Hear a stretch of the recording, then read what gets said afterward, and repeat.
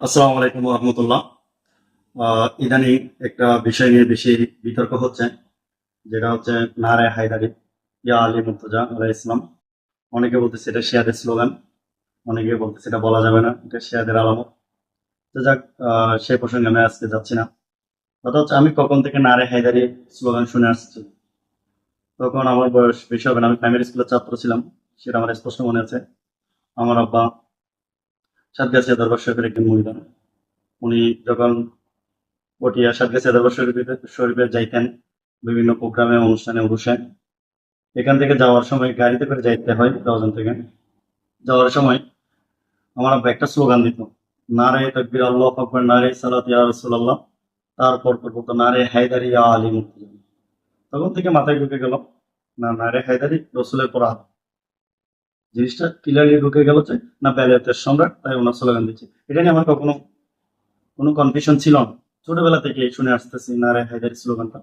এখন যখন বড় হলাম, স্কুল কলেজে যাচ্ছি, ইদানিং লাস্ট 17-18 সালের দিকে এসে এটা দেখতেছি, আহ, একটা গোষ্ঠী, একটা দল বলে আসতেছে এটা শিয়াদের স্লোগান। তো আমারও কৌতূহল বশত আমি আব্বুকে এসে জিজ্ঞাসা করলাম, এই স্লোগানটা আপনি কোথায় শিখছেন বা কোথায় শুনলেন প্রথম, কেমনে জানেন এই স্লোগানটা? তখন আমার আব্বু বললো, মানে আমাদের এলাকার মুরব্বী, আমার আব্বু দাদা সম্পর্কে হয়, এরা সবাই আবুল খায়ের সুলতানপুরি, হাজার শাহ সুফি সৈয়দ মৌলানা আবুল খায়ের সুলতানপুরি কেবলা আলমের মুরিদান ছিলেন।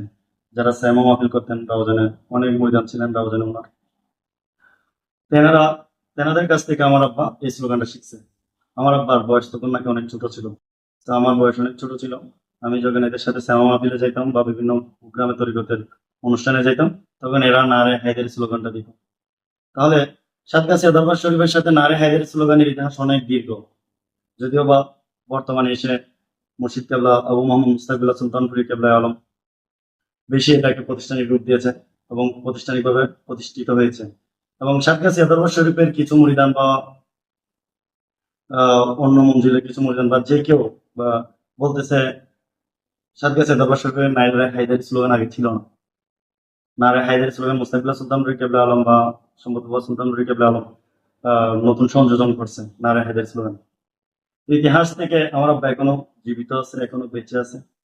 উনি ওনার ছোটবেলা থেকে এই নারে হায়দারি স্লোগান চলে আসতেছে আবুল হাই সুলতান কেবলা আলমের মুরিদানের কাছ থেকে। তো কিভাবে এটা নতুন হয়? এখন মিডিয়ার যুগ, তাই আপনারা এটা বেশি ফলো করতেছেন, বেশি দেখতেছেন। আমরা ঘরের মধ্যে কি বলতেছি না বলতেছি সেটা সারা বিশ্ব দেখতেছে। তখন তো সাতগাছিয়া দরবার শরীফের মধ্যে কি চলছিল, কি হয়েছিল সেটা আপনি জানেন না। ওগুলো কি লিখিত ছিল? ছিল না। এখন মিডিয়ার যুগ, তাই বেশি প্রচার হচ্ছে। নায়রে হায়দারি স্লোগানটা তরিকতপন্থীরা, সুফিপন্থীরা যুগ যুগ ধরে দিয়ে আসছে। এটা থাকবে, কারণ নারা হায়দারি অস্বীকার করলে বেলায়েতকে অস্বীকার করে। আর সুন্নি ভাইদেরকে বলতে চাই, আমি অন্য মতাদর্শদেরকে বলতেছি না, শুধু সুন্নি ভাইদেরকে বলতেছি, যারা নারে গৌসিয়া বিশ্বাস করেন, নারে গৌসিয়া দিয়ে থাকেন, তারা কোন দলিলে নারে গৌসিয়া দেন? মাওলা আলী না থাকলে তো গোসে পাকের কোনো অস্তিত্বই নেই। গোসে পাক হচ্ছে ইমাম হাসানের বংশ দিয়ে 14তম বংশধর এবং হুসাইনের বংশ দিয়ে 18তম বংশধর। এর বহু আগে স্লোগান, আগে গোড়া দেখতে হবে না? আমরা যদি আগা নিয়ে টানাটানি করি, তাহলে আমাদের শিকড়, আমাদের গোড়া যদি ঠিক না থাকে, আগা দিয়ে তো কিছু হবে না। গাছের আগা মেন নাকি গোড়া মেন? নাকি গোড়াকে চিনতে হবে, গোড়াকে জানতে হবে। সেই জন্য নারা হায়দারি স্লোগান নতুন কিছু না, নতুন আবিষ্কার না, এটা শিয়াদেরও আবিষ্কার না। নারা হায়দারি বা মৌলা আলী আহলে বেইত শিয়াদের সম্পত্তি না, শিয়াদের না। এটা সমগ্র জগতে। আমি যার মৌলা, আলী তার মৌলা।